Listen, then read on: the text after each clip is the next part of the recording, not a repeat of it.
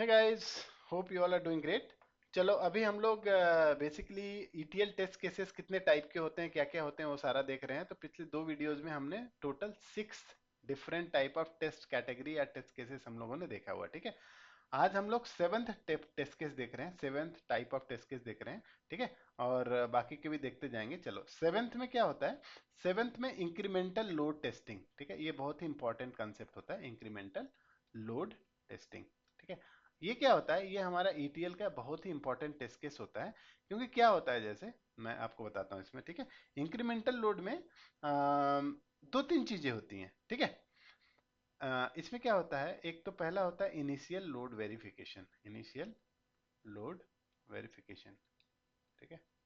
देखो क्या होता है, जैसे हम लोग टारगेट में लोड करते हैं ना, तो टारगेट तो हम लोग उसमें लोड करते ही जाते हैं, करते ही जाते हैं हर दिन, राइट, डेटा जो भी होता है। तो पहले क्या करते हैं कि हम लोग फर्स्ट टाइम जब लोड करते हैं ना, तो हम लोग मेक श्योर करते हैं कि सारा कुछ डेटा मेरा सोर्स से लेके टारगेट में चला गया, ठीक है, पहले दिन, है ना। दूसरे दिन क्या होगा, ये जो है इनिशियल लोड वेरिफिकेशन। अब इसका मतलब ये है कि जब पहली बार मैं लोड कर रहा हूँ तो सारा जो सोर्स से डेटा गया है, ठीक है, यहाँ पे अपना सोर्स है, समझो, है ना। ये सोर्स हो गया, अरे यार इसको ऐसे बना देता हूँ मैं, ठीक है। ये मान लो मेरा सोर्स है, ठीक है। सोर्स में जो भी है डेटा यहाँ पे आ गया।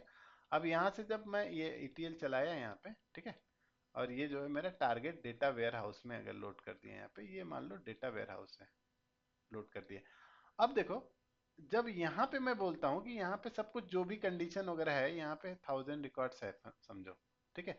1000 रोज यहाँ पे है, तो ये 1000 रोज यहाँ पे भी पहुंच जानी चाहिए, ठीक है। क्यों?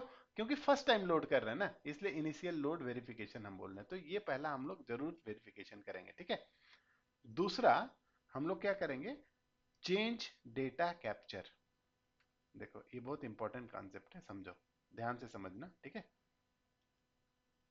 इसको बोलते हैं चेंज डेटा कैप्चर, या इसको सीडीसी भी बोलते हैं, ठीक है। आपको इंटरव्यूअर सीडीसी भी पूछ सकता है कि सीडीसी क्या होता है, मेरे को बताना, इसमें टेस्टिंग में क्या करते हैं। तो इसमें क्या होता है, चेंज डेटा कैप्चर। इससे पता चलता है कि यार जो भी डेटा चेंज हुआ है ना, चेंज का मतलब ये हो सकता है कि देखो इनिशियल लोड में तो आ गया, अब नेक्स्ट जो लोड होगा उसमें 100 रिकॉर्ड तो रहेंगे ही रहेंगे, समझो, ठीक है। यहाँ पे 100 रिकॉर्ड रहेंगे। एक सेकेंड, इसको जस्ट मैं आपको, चलो इसको ले लेता हूँ, ये कलर को। देखो 100 रिकॉर्ड तो पहले, 1000 रिकॉर्ड पहले के हैं, और 12 more records actually I am adding, ठीक है। अब मेरा जो लोड होगा, ये फाइल है, फाइल तो मेरी सेम ही है, समझो मेरी सेम फाइल है, मैं उसमें कुछ कुछ इंक्रीमेंट कर रहा हूँ, ऐड कर रहा हूँ, जो भी कर रहा हूँ, ठीक है। अब आज के डेट में, कल तो 1000 रिकॉर्ड है, वो सारे चले गए, आज के रन में मेरे 1000 + 12 आ गए। ये 12 कौन से हैं, ये 12 हो सकता है कि कुछ नए रिकॉर्ड्स हैं, ठीक है। नए रिकॉर्ड्स हैं अगर ये 12, तो ये कितने होने चाहिए टोटल हमारे, लोड होने चाहिए कितने, एक 1000 मीन्स 1012 और only 12, it should be only 12, no. क्योंकि 1000 तो ऑलरेडी हमने लोड किया ना पहले इनिशियल लोड में। तो एक्चुअली इसमें ये देखते हैं कि जो भी डेटा में चेंजेज हुआ है, चेंज डेटा कैप्चर बोलता है, अगर इसमें कुछ न्यू रिकॉर्ड है, ठीक है, न्यू रिकॉर्ड्स और न्यू रोज जो भी बोल सकते हो आप, ठीक है, या मॉडिफाइड रो है ना। मॉडिफाइड का मतलब क्या हो गया, ये 1000 में से हो सकता है 2 रिकॉर्ड जो है ऐसे हो गए जो कि जिनमें कुछ चेंजेज आ गया, मतलब है वही रिकॉर्ड, उनमें कुछ बाकी के कॉलम जो है उनमें कुछ चेंजेस आ गए, तो उसको मॉडिफाइड बोल देंगे हम लोग, ठीक है। तो ये जो है सिर्फ नेक्स्ट टाइम जब मैं रन करूंगा, तो एक्चुअली कैसे होने चाहिए, 998 + 2 मॉडिफाइड हो गए, ये पुराने वाला, ठीक है, प्लस नया, समझो 12 रिकॉर्ड्स आ गए, ये न्यू है। ये पहले है ही नहीं मेरे डेटाबेस में, लेकिन ये वाला पहले से है डेटाबेस में, इसमें सिर्फ अपडेट चाहिए। तो मेरे को टारगेट में क्या करना पड़ेगा कि देखो 998 कुछ भी नहीं होगा, ये तो ऑलरेडी है ही मेरे टारगेट में, ठीक है। ये मेरा टारगेट है, समझो, ठीक है। नाउ ये 2 रिकॉर्ड है ना, 2 न्यू रिकॉर्ड्स, ये मॉडिफाइड वाले है ना, ये मॉडिफाइड हो गया समझो। तो ये 2 आ जाएंगे और ये 12 आ जाएंगे, तो टोटल जो मेरा 1012 रिकॉर्ड्स एक्चुअली फाइनली होने चाहिए। और आप देखोगे कि चेक करोगे कि ये जो 12 रिकॉर्ड है ये प्रॉपर लोड हुए कि नहीं, और ये जो मॉडिफिकेशन हुआ है ये भी हुआ है कि नहीं। तो इसको हम लोग बोलते हैं चेंज डेटा कैप्चर। इसका मतलब ये है कि देखो फाइनली जो लोड होगा ना, ये 998 नहीं होंगे, क्योंकि इनमें चेंज ही नहीं है, एक्चुअली इतने ही लोड होंगे। तो एक्चुअली टोटल जो मेरा प्रोसेस चलेगा 14 रिकॉर्ड्स को एक्चुअली लोड कर देगा, ठीक है। Instead of loading everything again and again, because we already have loaded 998 no, अब फिर इसको लोड करने की जरूरत नहीं है, ये एक्चुअली सेम रिकॉर्ड है। इसको चेंज डेटा कैप्चर बोलते हैं। जो भी डेटा चेंजेज है ना या न्यू है, उसको हम लोग एक्चुअली चेंज डेटा कैप्चर के थ्रू लेते हैं, ठीक है। चलो, तो अब इसमें दो चीजें और भी बता देता हूं मैं, ठीक है। चेंज डेटा कैप्चर हो गया और इंक्रीमेंटल लोड। चलो एक चीज समझते हैं यहाँ पे कि डेल्टा लोडिंग भी होता है, ठीक है ना।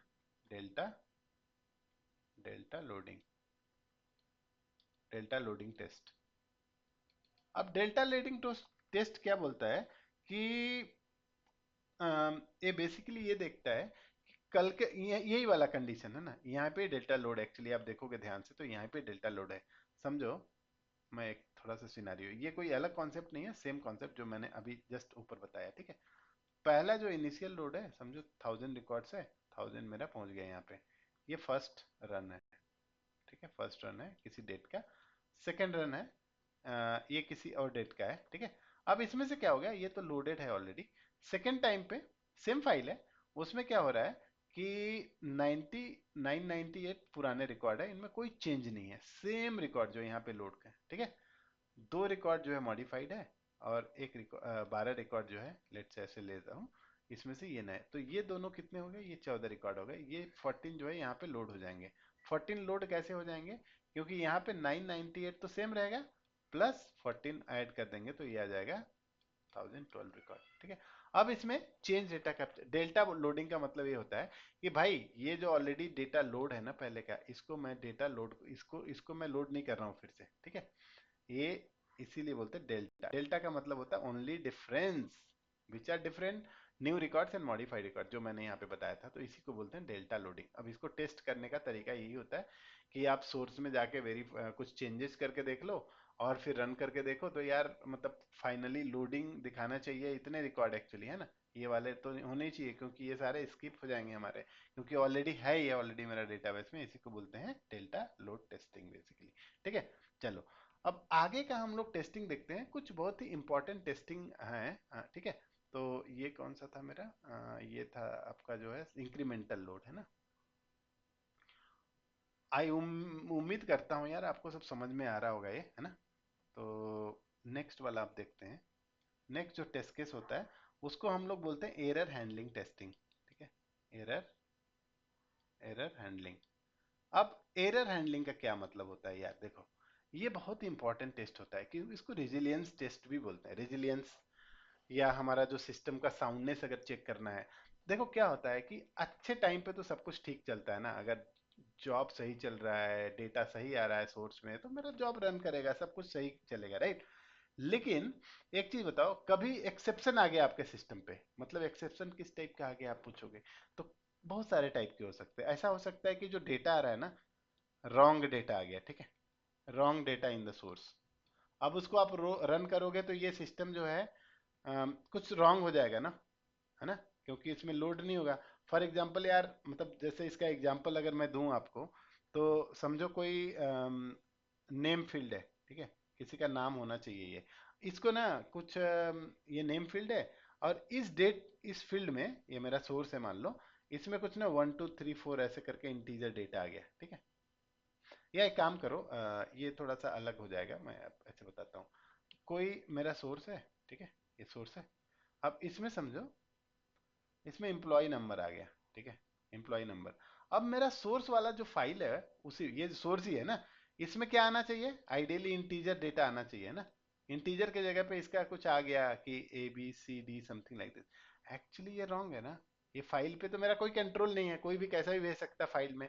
जब मैं इसको लोड करूंगा, मेरा ETL प्रोसेस जैसे रन होगा, तो यहाँ डेटाबेस में जब जाएगा, ये एम्प्लॉय नंबर जो है, ये एम्प्लॉय नंबर है ना, एम्प्लॉय नंबर, ये कॉलम पे जब ABCD लोड करने करना चाहेगा इस डेटाबेस में, तो ये पूरा एरर दे देगा, ठीक है। क्योंकि यार ये डेटा टाइप ही मिसमैच हो रहा है ना। एक्चुअली हमने ये टेस्टिंग कब करेंगे, जब हम डेटा के साथ एक्चुअली पॉजिटिव टेस्ट, तो कभी कभी ऐसा होता है कि हमको ये रेजिलियंस टेस्ट करना पड़ेगा। अगर ऐसा आया, तो ये जो है जॉब फेल नहीं होना चाहिए, एक्चुअली प्रोसेस होना चाहिए, लेकिन ये एरर हमारे लॉग में कैप्चर हो जाना चाहिए कि यार ऐसे ऐसे प्रॉब्लम है। अगर आप जॉब फेल कर दोगे तो फिर प्रॉब्लम है। फेल नहीं करना है, कभी कभी डेटा रॉन्ग भी आ सकता है, लेकिन वो प्रॉपर एरर हैंडलिंग होना चाहिए हमारे पास, ठीक है। डिपेंड्स। कैसे भी आप बोलोगे यार कि अगर एक भी कुछ प्रॉब्लम आया तो तुरंत डेटा लो मतलब फेल कर दो जॉब को, ऐसा भी हो सकता है। बेस्ड ऑन सिनारियो आपको क्या चाहिए। तो एरर हैंडलिंग या एक्सेप्शन हैंडलिंग जो होता है, ये बहुत ही इंपॉर्टेंट फीचर होता है हमारा, जो जो ईटीएल प्रोसेस हो तो उसका फीचर होता है। और हमको इसको अच्छे से टेस्ट करना चाहिए, एक्सेप्शनल हैंडलिंग। ठीक है, एक्सेप्शनल नहीं, एक्सेप्शन एक्चुअली। ठीक है, तो इसको हटा दो यार, एक्सेप्शन हैंडलिंग एक्चुअली है। चलो ठीक है, मैं इसको क्या ही लिखूं, चलो लिख देता हूँ यहाँ पे एक्सेप्शन हैंडलिंग। ठीक है, ये सारे प्रोग्रामिंग लैंग्वेज होता है, सिमिलरली जो है ईटीएल में भी होता है, ईटीएल टूल्स में भी होता है। ठीक है, तो ये आपको होपफुली समझ में आया होगा। चलो एक और टेस्ट केस देखेंगे, इसके बाद जो है ना आगे का हम लोग देखेंगे। ठीक है, मेरे ख्याल से और एक और वीडियो बनानी पड़ेगी, ताकि उसमें नेक्स्ट वाला देखेंगे। अब इसमें कौन सा है, 9 है ना। 9 जो टेस्ट केस होता है, डेटा रिकंसिलेशन टेस्टिंग। ये भाई साहब बहुत इंपॉर्टेंट होता है, रिकंसिलेशन टेस्टिंग। रिकंसिलेशन का क्या मतलब होता है? कंपैरिजन, एक्चुअली सिंपल है ना। रिकंसिलेशन का मतलब होता है कंपैरिजन टेस्टिंग। अब मैं आपको बोलूं मतलब करते क्या है इसमें। इसमें देखो क्या करते हैं, सोर्स और टारगेट के बीच में डेटा को कंपेयर करते हैं, जो कि हमने पहले भी किया हुआ है ना। पहले ट्रांसफॉर्मेशन टेस्टिंग में हमने ऑलरेडी किया हुआ है। ठीक है, लेकिन यहाँ पे थोड़ा और लेवल पे कर सकते हैं। ठीक है, मतलब थोड़ा और लेवल पे एक्चुअली क्या होता है ना, कि सोर्स हो गया, ठीक है, और ये अपना टारगेट हो गया।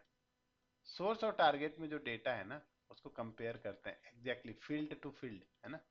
तो जनरली हम लोग क्या करते हैं, मतलब माइनस एक्सेप्ट क्वेरी या कुछ कुछ ऐसी चीजें हम लोग करते हैं, जिससे हमारा डेटा जो है कंप्लीट, मतलब क्या बोलते हैं उसको, रिकंसिलेशन टेस्टिंग में पता चलेगा कि यार कुछ एक्स्ट्रा डेटा तो नहीं आ रहा है, कुछ अलग से फील्ड तो नहीं आ रहा है, या जो भी है। तो ये सारा टेस्ट करने के लिए हम लोग करते हैं। ठीक है, और तो ठीक है, मतलब ये रिकंसिलेशन टेस्टिंग का पार्ट हो गया, है ना। और अब कुछ और टेस्ट केस बचे हुए हैं, मुझे लगता है कि मुझे नेक्स्ट वीडियो में करना चाहिए, ताकि ना ये वीडियो बहुत लंबा नहीं हो जाए। ठीक है, और देखो ये बहुत ही इंपॉर्टेंट चीज़ है, अगर आप ए टू जेड समझ गए ना जिस दिन ईटीएल टेस्टिंग के बारे में, क्या क्या टेस्ट केस होते हैं, तो आप ना बहुत सारा अपना जब टेस्ट केसेस करोगे, आप सजेशन दे सकते हो अपने टीम को, या यू कैन एक्चुअली मतलब आप बहुत अच्छे से टेस्टिंग का कंसेप्ट को यूज करके बहुत रोबस्ट टेस्ट केसेस बना सकते हो। ठीक है, चलो अब आगे का देखेंगे। Until then happy learning, God bless you, bye.